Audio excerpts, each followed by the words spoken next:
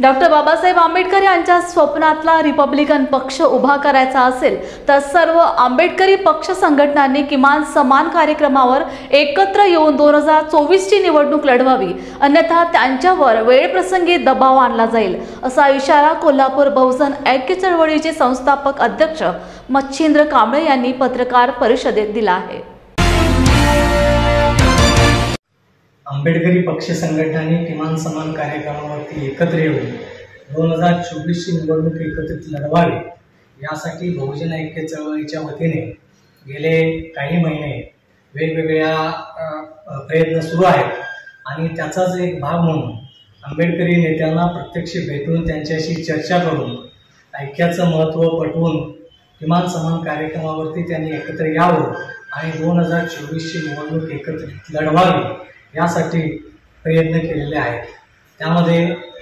केंद्रीय मंत्री रामदासजी आठवले, त्यानंतर ॲडव्होकेट सुरेश माने सर, नागपूरमध्ये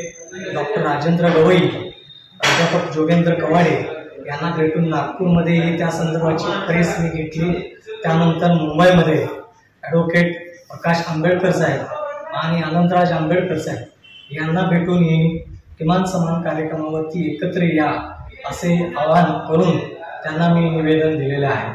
पण एकूणच सगळी स्थिती पाहता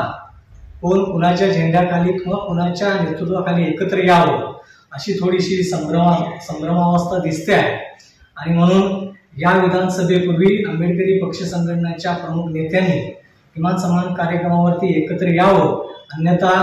बहुजन ऐक्य चळवळीच्या वतीने जनआंदोलन मोठ्या प्रमाणात सुरू केलं जाईल आणि नेत्यांना